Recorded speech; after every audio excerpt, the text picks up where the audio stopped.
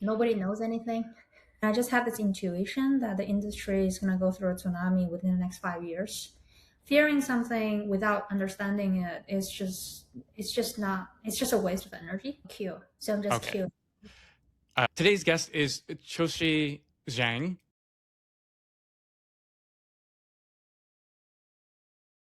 She's a Tsinghua University honors student who went straight to Wall Street, working at HSBC and Citigroup with We over can. $5 billion in financing transactions.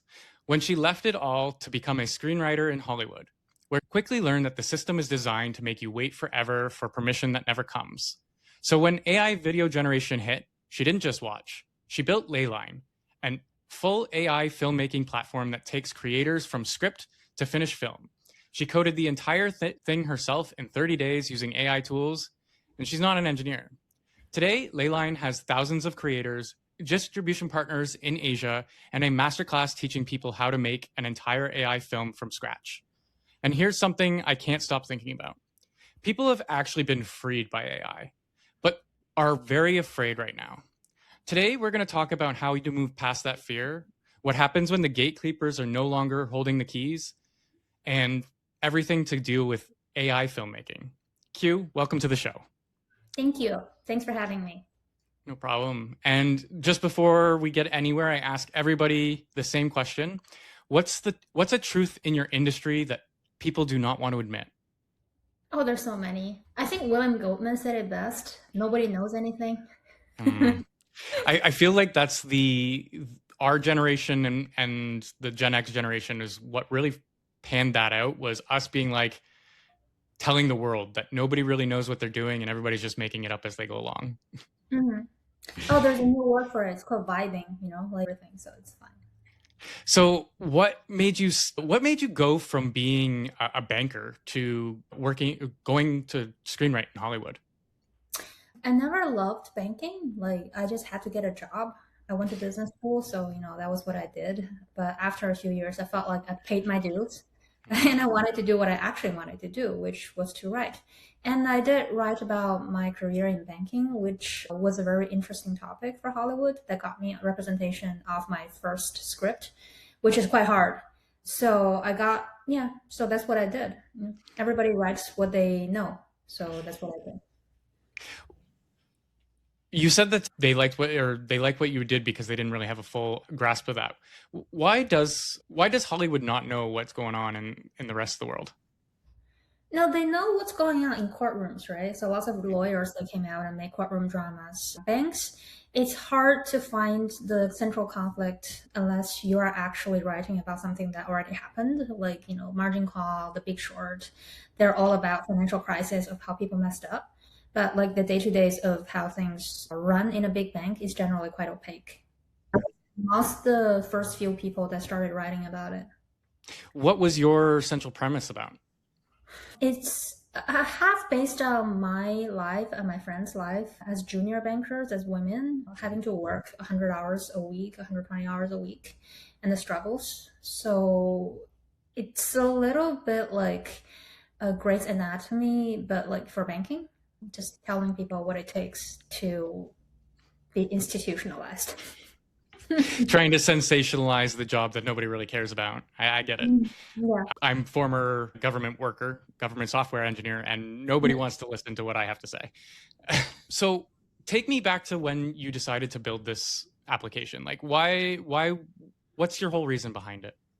So I did the rounds in Hollywood in 2019, which landed right into COVID for 3 years. Right after COVID, I saw ChatGPT and Midjourney come out, and I just had this intuition that the industry is going to go through a tsunami within the next 5 years, and it's not time to try to make my way as a writer in Hollywood anymore because the whole system is going to change, and there's not going to be any old ladder existing when I was trying to climb it. No, seriously, it was just like preemptive paranoia.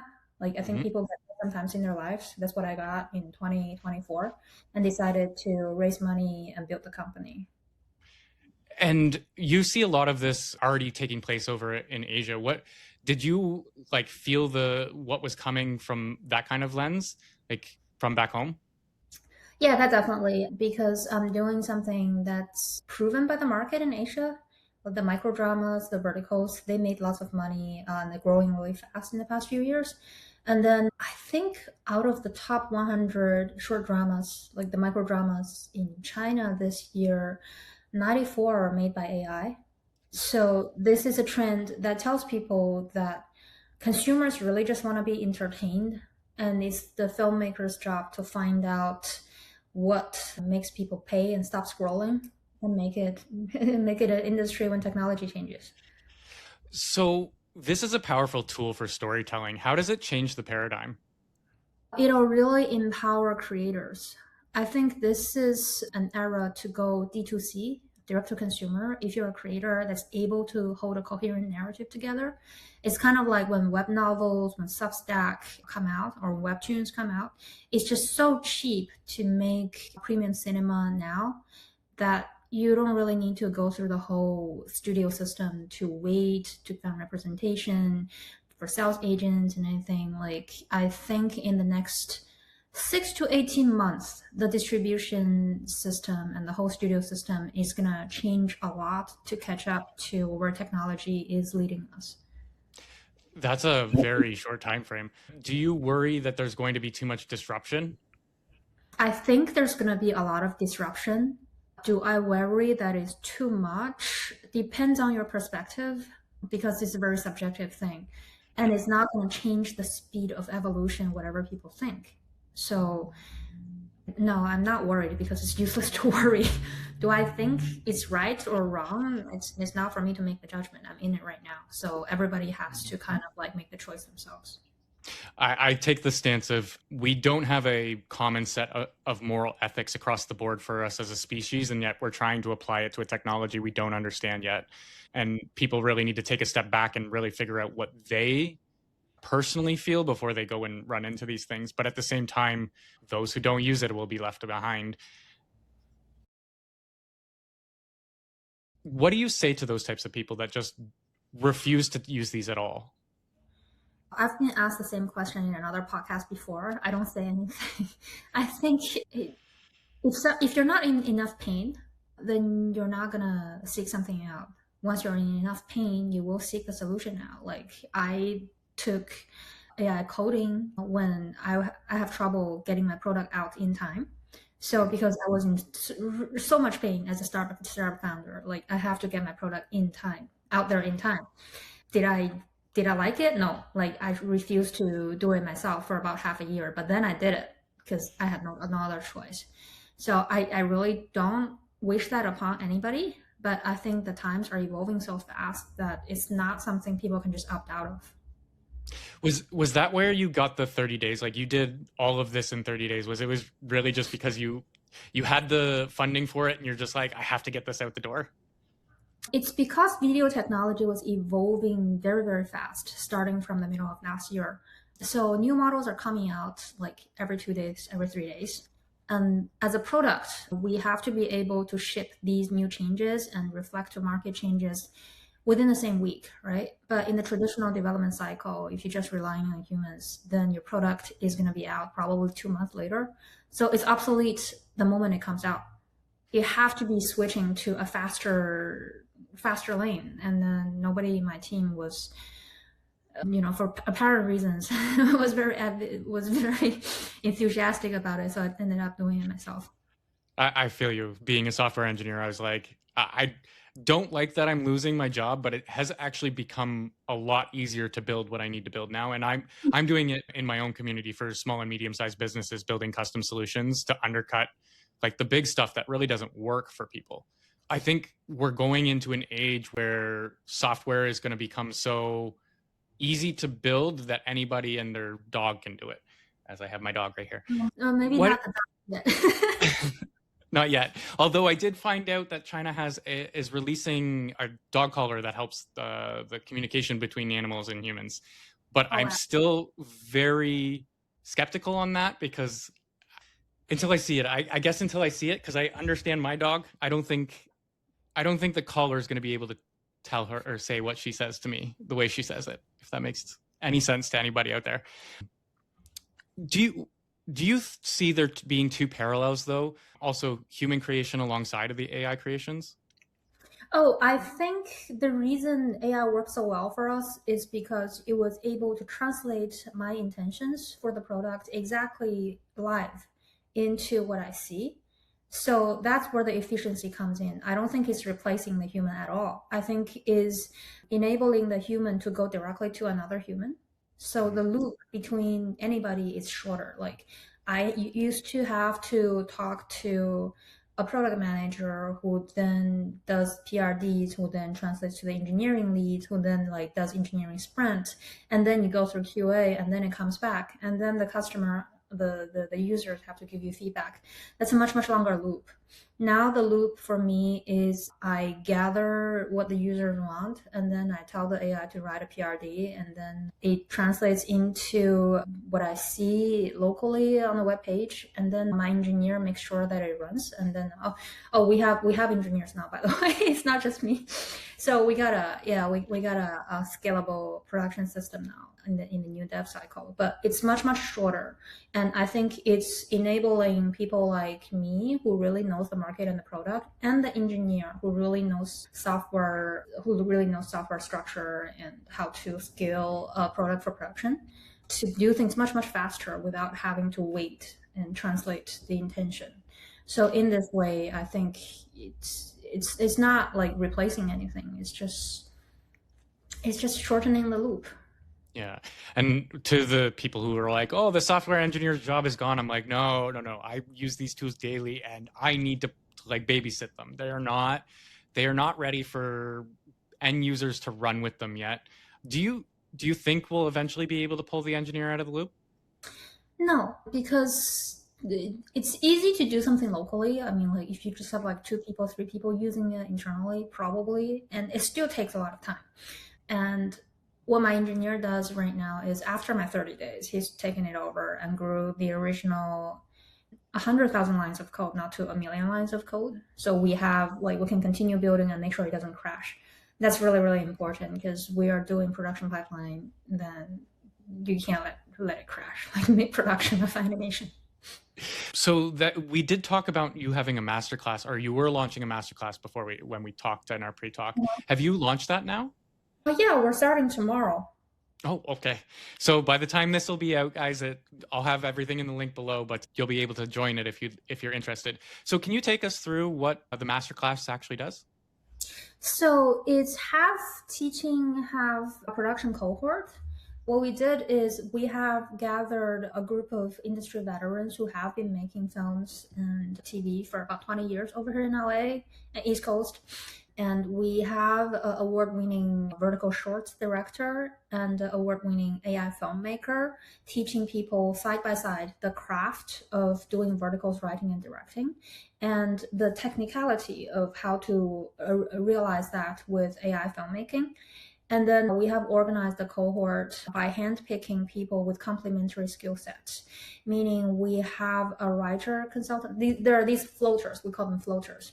So there are these writers. There's this writer that goes in and checks everybody's script to make sure that it fits the vertical format requirements, because these are 90-second formats that don't really follow traditional rules.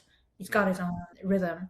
And then we have production designers like come out of like some of the Marvel titles. And then we have like 20-year editors who have been doing like social media reels. And one of the founding writers for China's biggest ever internet novel IP that has had like tens of billions of reads. And yeah, so we try to make sure that although it's AI, it's still a crew of complementary human craft. So these people can like be in the room, like inspire each other, help each other out, just like you would do in a film crew and like a traditional creative way. So at the end of it, people not only learn something, but they also ship. So the shipping means at least you will have one finished episode and maybe three after a 4-week process. And how do you keep consistency across the different episodes? Oh, we have Sorry, a creative. sorry. We have a creative Bible system. That's the entire design for our product. In that you have a creative Bible system that keeps the central character designs and locations in one place, and then it's importable into each episode and each shot. So, say it's actually a traditional filmmaking pipeline that people use in CG and live action, which is adapted for AI. Because it's the same problem in live action. You are using a piano in shot one. How do you make sure it's the same piano in shot 100? So, the prop department generally takes care of that. We just have like the same thing but for AI.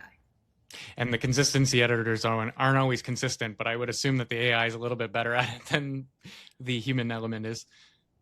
It's gotten better. Like the models keep getting better day by day. So I think in 3 months, it wouldn't really be an issue anymore. You still have to do a few lucky draws sometimes with the shots, but people do the multiple shots anyways. So just don't expect the magic pill, like to don't be like one prompt in, a movie out. It doesn't work like that. Just like when you do software, you still have to tell it like what it's used for and then fix it page by page. So I think video will be where coding was last year around September this year. Wow. Yeah. I'm so excited because I've got these movie ideas and TV shows ideas in my head, and I'm sure there's plenty of people out there that would love to get their ideas just out of their head. Right. But in terms of like what goes into it, this is a concept I've been playing with, but I've been trying to push to people. Your input is becoming more important than your output. Do you see that? What's that mean? Input is more important than output. So your experiences, your touch, your taste, your tweaks, everything that you go and put into your prompts or put into your scripts or put into the idea around what you want to come out is now going to become more important than whatever comes out of the machine. I think it's because ideation and execution has no lag time right now. So, in a way, I guess yes, because we make creation such a iterative process now. So each of your prompt history is going to become the memory of how you're doing this version. And it's going to feed into the next version. And because it's so easy and so cheap and so fast to make iterations and different versions, I think everybody can get their bad versions out of the way before breakfast. And then you keep doing more. And then your prompts are going to record your entire thinking, creative history. In a way, yes, but I think everything is like equally important because people can't really see your prompts. They can see your output. Very fair. What I meant by that is your output is going to be more defined by the input, and that's why it's more valuable. Like people still want the human touch as AI progresses, because this is where you get with the slop and the non-slop stuff. Anybody that takes their time and tries to like make sure that they're getting the right output is going to have more success, in my opinion, than somebody who's just pressing the easy button over and over again until they get something that they're like, oh, this is okay. Totally. Because in the end, I think, especially when you're making cinematic premium content, whether with AI or with traditional means, it's about the connection between people. Like, I'm trying to say something to you, I'm just trying to say it to you with a movie or with a microdrama. Like, if I'm not sincere in the way that I'm creating it, you can feel it. The audience is always going to be able to tell, like, if the filmmaker just wants to make money or, they actually put their heart into it. So the human element is very important here. Very Hollywood. That's a very Hollywood thing when just went making money. What do you expect from Hollywood? Like now that we've basically destroyed their entire model, what do you expect them to do? I don't think we have destroyed Hollywood per se because it's difficult to define Hollywood. If you think about it, is Hollywood the sign? Is it like the general Los Angeles area? Is it the entire movie industry? So if you define it as like a spiritual representation of the American entertainment industry, I don't think we have destroyed anything. The system is always going to change. But if you think about Hollywood itself, it's made by a whole bunch of filmmakers out of New York who don't like the expensive shooting facilities in New York anymore. They came out into the desert and built a city, exactly like how the AI filmmakers are doing it now. Like, I don't like how people are like stopping me from making what I want. And therefore, they do something different. So I don't Yeah. think if you treat it as a spirit totem, then we'd never destroy Hollywood. But the current state of affairs is always going to evolve. Do you expect AI and humans to start interacting with each other in terms of like, I don't know if your platform does this yet, but to be able to add in voice actors or people to like bring in more humanity to it? Oh yeah, of course. I think especially with microdrama, if you're gonna spend money on anything, spend it on the voice actors and the music because on the phone that's really really important. Yeah, I think bringing voice actors and also keeping some of the human actors, their likeness, the way they act is also part of the AI process. So I think hybrid is also a way to go, and especially with some of the tools, you can copy the movement of like a stuntman, a martial arts actor, dancers. That's doable now. I'm so excited to see AI generated Jackie Chan. YouTube, you can check it. There's one where Jackie Chan was fighting Bruce Lee. Oh, that would be a nice one to watch. I'll make sure to link that in the bio down below because I'm sure everybody else would love to see that too. There was a question that I had, but I forgot it. Why is this something not to fear? For whom? Just for everybody out there, like this is the concept that I think is hard for people to understand. I think the narrative around Silicon Valley has been really proliferated too much in terms of you're losing your job, AI automation's coming in. There's so many people who don't even want to use it just because I don't know, like they feel like it's taking something from them, is my understanding. Mm, I think this is a very, very general, a big topic. I will answer in the way that I have thought about. Probably it's not like going to answer your whole question. Mhm. Why is this something not to fear? One, because fear is completely useless. And if you don't like it, that's one thing. If you don't like it, learn it anyway so you can fight it and understand how you can do that. That's something that I can respect. Fearing something without understanding it is just a waste of energy. So Mhm. I think I'm a writer myself. Like, do I like this in this do I like where I'm going right now? Do I like writing code? No. But I did it anyway because I don't want other people to change the world in a direction that I don't want to live in. Does that make sense? Like if It, people are like the world, I gotta live in it. So I might as well make sure somebody comes into my living room and knock over a wall. I gotta make sure I tell them which wall it is that I want to knock out. So it's first of all, fear is useless, and second, I think people associate a lot of it's purely emotional now. Like people associate a lot of self worth with their job. Mhm. Like I see that everywhere, especially in America. I think I see that even more. Like if people don't have a job, they feel like they don't have their self worth, which I don't think is the right way to live life. To tell you the truth, it's not like people are not living like people aren't if their job gets taken away and people find meaning elsewhere in their work, I think that's a good life. It shouldn't be treating humans like a job function, your skill sets and stuff. Confucius once said that a human is not a function. 君子不器, like you should not be defined by what you do. And in this day and age, people can always redefine what they do, but still, that is not your self worth. Like, I, as a let's say like as a software engineer, you probably have to switch job functions and relearn some tools and like to make a living in the labor market. But that part relates to the objectified part of you, right? Like the labor part. You as a human, your intentions, your positions in your community and society cannot be replaced by anything because that's the part that is the intention, that is the meaning. Only the part that is objectified can be replaced. So I think this is a way that people need to rethink life and its priorities. That's why I created this channel, was to showcase that you aren't just your job, and people are rebuilding a system in ways to make people more human, more able to do things and not define themselves by the things they do. Even myself, I since leveraging AI, I've 100x my workload, two times the amount of time I have on my hands, and now I'm working with my community to build better tourism and just connect people across the board who are stuck in working and their jobs and getting there. That's why I wanted to bring you on, because you kind of identify. Yeah, I Sorry. think it's very important to have the community support now. And like, I think it's really, really important to build these kind of things because back to the question you just had, people fear because they fear of being left behind when they do not offer something that people necessarily needs, right?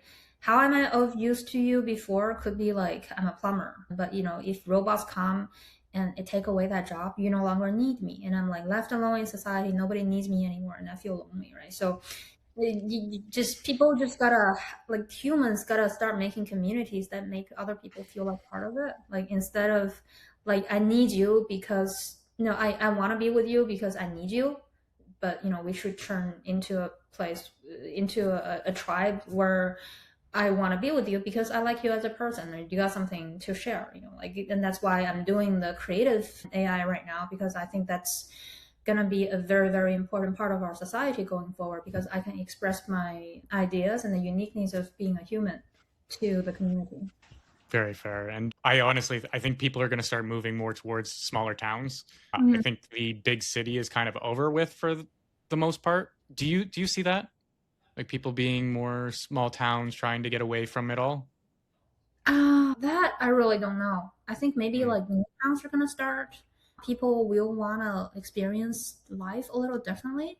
And it really depends on, I mean, like we're talking a little sci-fi right now. It depends on how in the future infrastructure is provided. mm. So if you can provide like robotics infrastructure, utility and stuff to small towns, yeah, sure.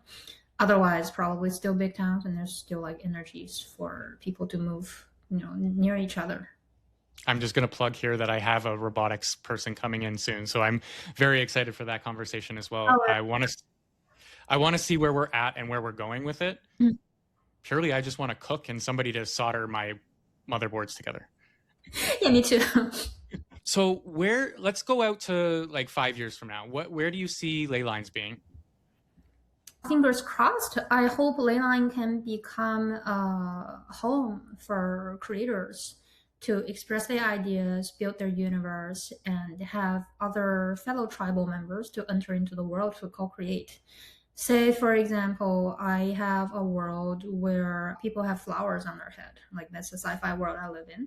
And then I will have different branches of my story, and I can start licensing it out to other creators who will start like kind of just like GitHub, like come like fork the story, do their own version, and then the community can be telling the same lore in different branches. So in a way, it's like Roblox, but with AI videos and the serialized storytelling. So I think it's a new world at social media, like in 5 years, right? I'm being really sci-fi right now. The tool is probably that. I'm talking about 10 right now, that's probably where we are at 2. No, you actually echoed something that I said in a previous podcast with an editor or with a publisher, and she was saying that she uses ChatGPT to keep containment of her story and her understanding. And I'm like, well, you could license that. You could license that GPT to then go and allow your fans to go create and explore the world in ways you've never even understood. So I appreciate that you've thought that far ahead in terms of where you're going, because we are when the creator releases the creation, the fans get to take it, but the creator like no longer gets to dictate what they think about it, what they do with it, that kind of thing. And I like that you're taking an approach that the creator can still monetize and be able to be there at least as the base structure. Yeah, I think I actually think people live in different tribes and different like small pockets of universes. And it used to be like physical, but I think in a few years probably it'll be more spiritual, like more ideological based. So when reality has been solved, right? Like I think people in a few years will have a very good living, like everything is taken care of by robots and everybody's provided for. Then what would you do? Right? Like what do people do with their life, with their time? I think they will go into the world that they want to live in and still build it. So I think that's a place I want to build. This is going to sound very sci-fi, but do you think we're going to merge with the machines? Merge how? Well, I guess there's two different ways. We could go like Ghost in the Shell type where cyborgs come in, or we could go like Ready Player One, where you deep dive into virtual reality and have worlds upon worlds.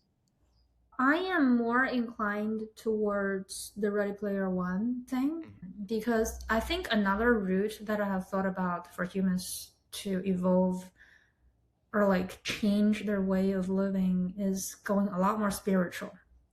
Instead of plugging in more into the machine, I think stuff like Burning Man or like just you just completely go off grid. That's gonna be another thing. Like some people would just choose to be off grid.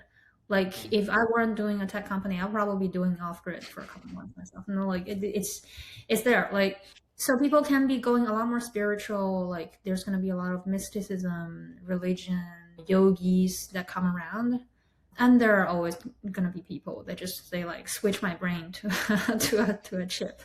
We're gonna have a very weird time.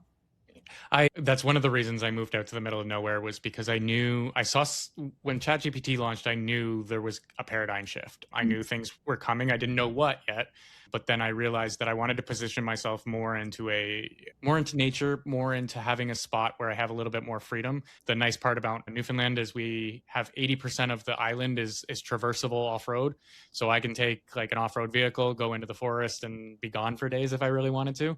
And I actually wrote an article saying that article kind of detailing that the next entrepreneurial boom is going to be tourism because we need people are going to want to detox, people are going to want to go out into the wilderness, and they need people to direct them and give them guidance. And then there's a little bit of tech on that side of it too, because our tourism industry is very outdated. Yeah, I think that's one of the investment thesis for like tourism or something this year. Yeah, I believe that. I feel like I've ran out of questions in terms of this whole discussion here. Is there anything we didn't? Oh, actually, I wanted to ask one question. How do you, as a creator, because this is something I struggle with, how do you monetize this? For AI? Yeah, like your shorts and things like that. People starting, like they want to, I want to give something tangible of how they can go about monetizing things. Oh, many ways. Like, how does a creator generally monetize, right? So you can work for advertising agencies making like cinematic ads. You can work on shows that are made by AI that are getting distribution right now, like AI microdrama, AI verticals, AI TV series is going to be a thing and it's going to get distribution. Or you can have your own social media channels where you build fans and you monetize on YouTube or TikTok, like how content creators do it these days. Do you see this as a moat for small businesses? As a moat? What moat?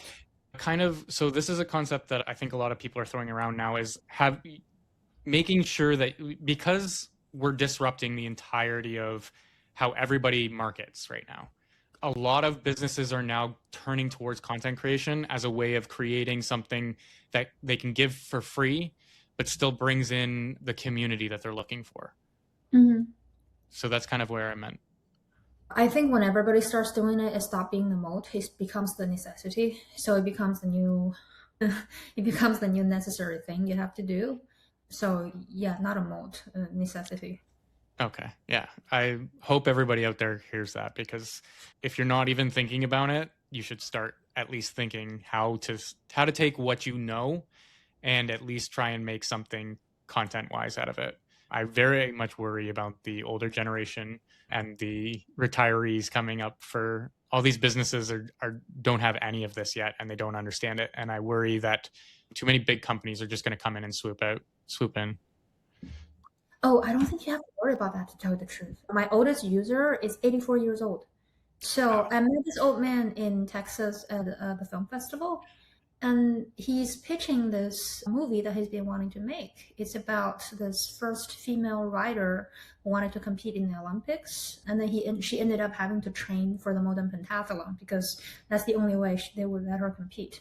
It's a period piece. It's going to be really expensive to make, and he's 84 years old, and he wants to make it before the next Olympics 2 years later. And I told him you can make it with AI. And I think I taught him how to use the tool over like an hour in the afternoon. And then he just made a music video with it. He made the first scenes. He started making a movie. I have no doubt he's going to get his movie made before the Olympics. Like, I really don't think age is an issue. It's the will, right? When you really want something enough, age doesn't really matter with the AI age. Do you also think you're going to need people there to teach, Yeah, like the younger generation to teach? yeah, we are. That's why we are doing all these master classes and the sprints to kind of like hold people's hands a little bit. One, it takes a little bit of time and learning, not a lot, but it does take a little bit of learning. And two, I think it's just nice that people feel like there's a community and people actually care. Yeah, I really like that people are starting to do this stuff. And honestly, I'm one of those types of people who just love to consume the content. If the world was a perfect place right now, I'd be sitting on my couch just watching everybody's creation and not worrying about the world. But I'm trying to make it a little bit better by forcing a little love and a little bit more understanding on the internet. I think we're missing a lot of that data on the internet. There's more hate and misunderstanding and misinformation. I attribute it to the bots and greed, but I want the Weird Canadian to be a beacon of hope for the next generation, what's coming. And you personify that entirely. So thank you very much for this conversation. Is there anything we missed that you'd like to talk about? Check out my website. So leylinepro.ai, LEYLINE. And you can email me if you need some bonus credits. Perfect. Thank you very much. Thank you. And to everybody out there, make sure you like, comment, subscribe, all the bullshit I'm supposed to tell you, and everything will be in the comments down below. To everybody out there, thank you for listening and stay weird. All right. Thanks.